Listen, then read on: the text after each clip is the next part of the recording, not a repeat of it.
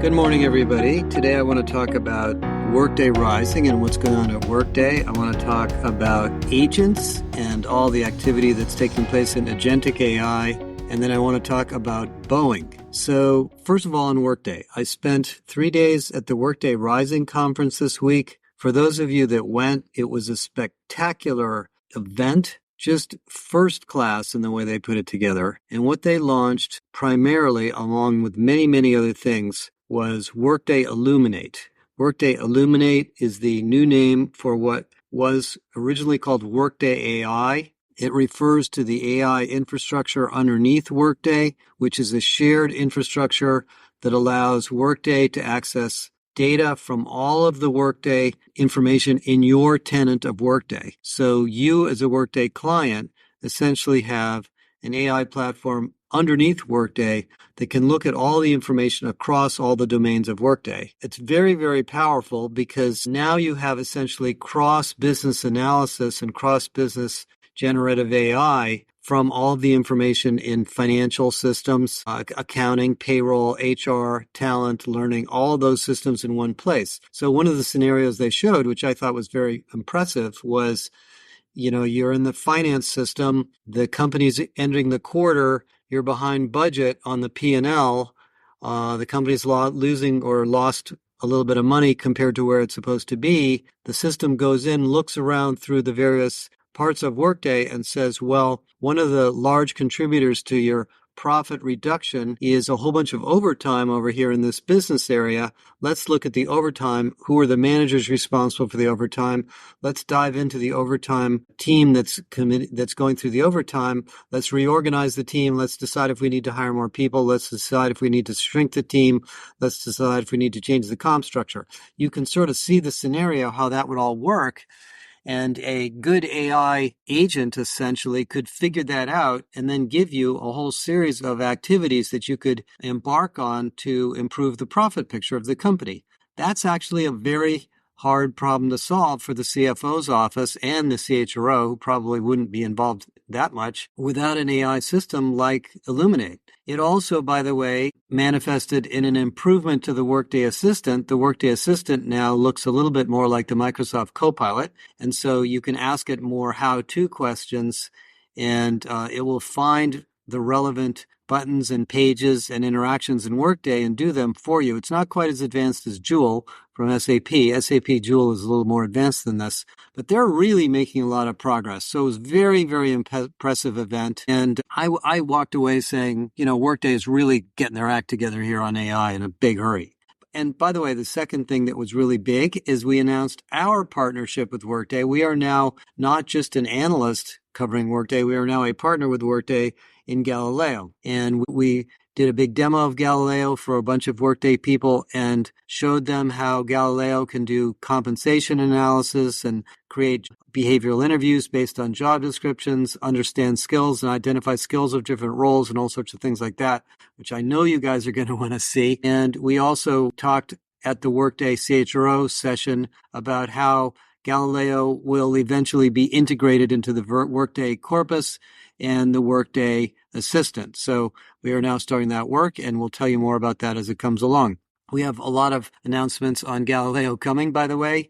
Around October 8th, you're going to see a big announcement for us on that, so more to come on that. Second big topic is agentic AI that I talked about last week. Well, this has really picked up speed, and you're going to see next week at the HR Tech Conference, for those of you that are joining us, and also at Unleash, I'm sure, a lot of announcements about AI agents. An AI agent is not just a chatbot, but actually an intelligent agent that you can train to do operational tasks, interfacing with other systems, executing transactions, looking things up, sending emails, etc.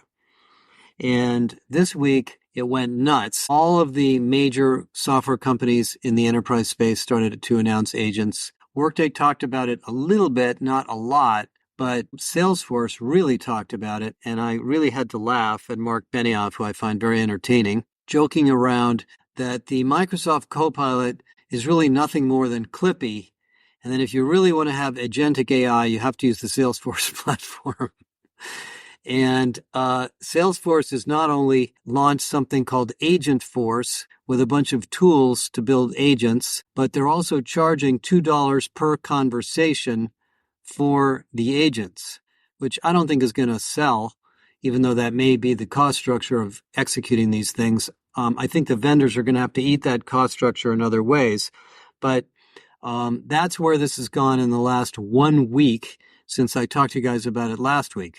Now, there's agents that are going to be launched by UKG, has a really exciting agent strategy based on a technology they called Bright, B-R-Y-T-E. I'm going to talk about that at the conference. The new ServiceNow Xanadu release has agents all over it, and I'll talk about that, and I know you're going to hear more from them. They're very much ahead of the curve on this. SAP's Joule is an agentic AI system already, so SAP is well along on this path. And I think almost every piece of software you use is going to have an agent with it, in it, from it. We happen to use HubSpot, for example, and we don't use the HubSpot chatbot, but we could. And if we use the HubSpot chatbot in the front page of our website, I would imagine you could chat with it and it could look at our corpus and it could sort of, tell you what's going on at the Burson company.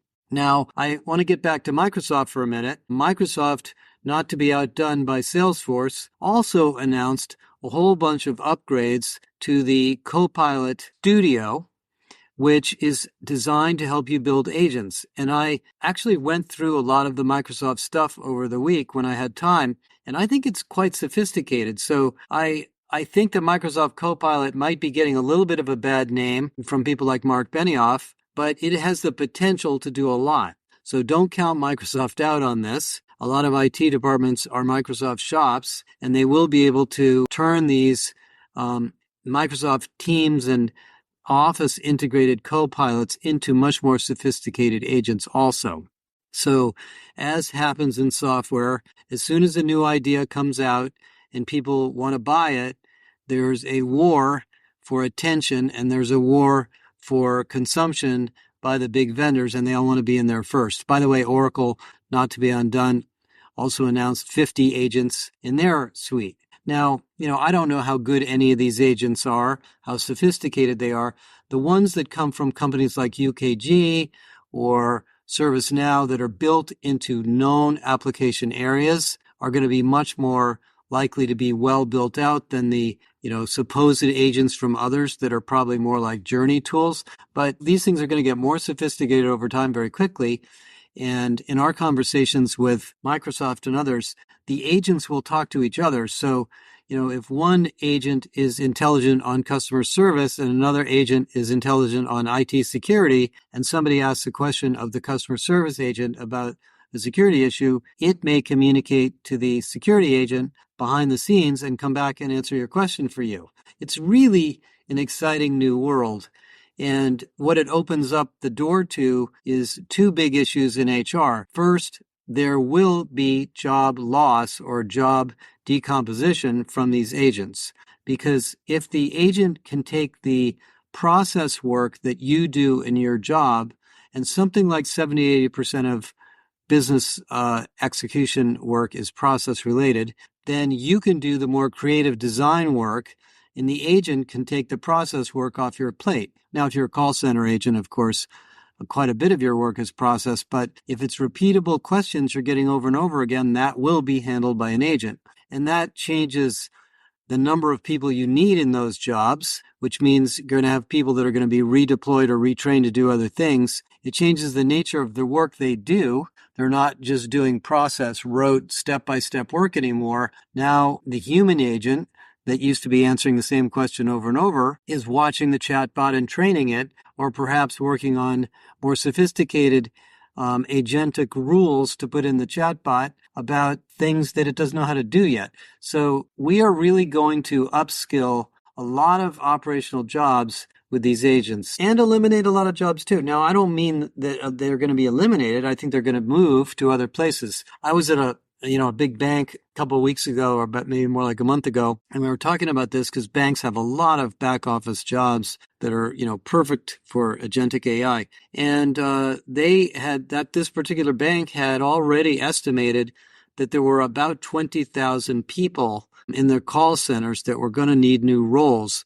So there's a redesign of the work going on in the call center itself to get the agents to take over the work that probably is too repeatable for people. And then there's the job of redeploying and redeveloping the people that are not needed to do other jobs in the bank. And she said, we're not planning on letting those people go. We need them, but we're going to find them other things to do. We're going to give them more interesting assignments. So there is a lot of work going on. We're actually working with Drop, technology data company that we know and we like very well, on a big report that they're writing that will show you the type of tasks by job family, by job title that are likely to be eliminated or greatly reduced through agentic AI.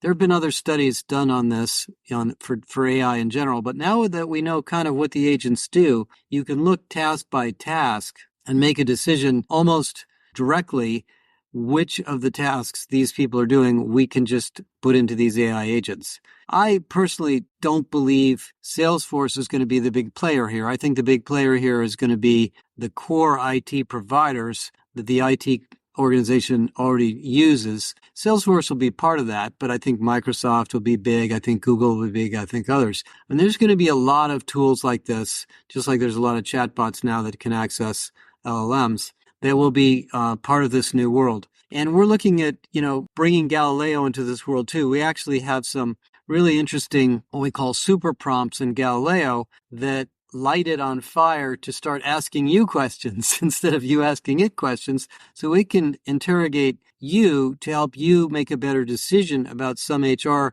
problem you're trying to solve. We also prototyped and demonstrated last week the addition of compensation data into Galileo. So in addition to the skills data that's in there from Lightcast, sometime in the next couple of months, we'll be putting comp data in there. So you'll be able to use Galileo to do comp analysis and identify target salaries for people in different cities, for job postings, things like that. And we're looking at putting in some really interesting new data as well now that the platform's getting out there and a lot of people are using it. So that's a little bit about what's going on with agents. There's another sort of conversation about agentic AI, which is what does this do to enterprise software in general? And when I talked about Klarna last week, it does really beg the question, if the business logic in the agent is a workflow process, do we need that workflow embedded in the core system at all? And, I don't know if Mark Benioff has realized this, maybe he does, that, most of what Salesforce does is not that complicated. It's relatively simple to map out. And if what Salesforce does is mapped into an agent, the amount of functionality you need in that ERP system is less. I'm not saying they're going to replace it, but they're going to certainly eat away at it.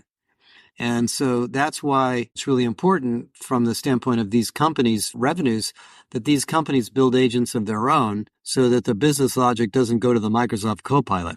That's the reason that Benioff was slamming Microsoft in his comments. So lots of interesting things happening here. Now, changing gears for a minute, the third thing I want to talk about is the strike at Boeing and what it implies about the labor market and HR. Now, my experience with Boeing was a long, long time ago when I was getting out of college, and I actually visited them and interviewed and had a job offer there. And it was a very impressive company as an engineering company. And I was an engineer. So I really, admired the company for a long time. And obviously all of us put our lives in their hands every time we get on an airplane. Somehow in the last decade, through the acquisition of McDonnell Douglas and moving the company to Chicago and all sorts of other things, the company became very financially focused. Obviously had the quality issues with the 737 MAX, the 737 Bolt, the 787, and has really suffered its reputation tremendously. But then this strike comes along. And if you listen to and read up on the strike, people don't go on strike unless they're really unhappy because they lose money when they go on strike. It's expensive for the workers, not just for the company. Well, not only did the Boeing workers go on strike, but if you listen to some of the comments they made, they feel like they've been undertreated, underpaid, and not listened to for a long, long time. What goes through my mind is how did Boeing get to this point over the 30 or 40 years since I met with them, and they were the most revered employer in Seattle. Boeing made Seattle in some sense. I mean, before Microsoft was founded, Seattle was a Boeing town, and people were really proud to work there, and they were really proud of the company. It goes back to a sort of a phenomenon that I am really frustrated about in the business climate that maybe will never change, but I want to mention it anyway because it's been bothering me. For some reason, every company in the world that's invested in by others or publicly traded always wants to grow. There is a never-ending quest to get bigger and bigger and bigger. Bigger is always better. Profitability, of course, is part of getting bigger, but most companies at this point in time, because the way the stock market values companies, will sacrifice profitability for growth. And what that tends to do when you look at growth as a strategy is you buy companies, you expand into new areas that you're not as competitive as you were in your core. You build products and services that may not be completely finished because you want to get them into the market faster. You buy competitors or peers that may not be good fits with you because they amp your revenue. And it used to be, when I was a young man, that companies were valued on profit, and long-term price to earnings ratios were about 13 to 15. Now they're much, much higher and much more valued on growth. Amazon was the company that kind of changed the stock market on this, because Amazon was the first company to tell the stock market, stop asking me for profits. You'll get them later.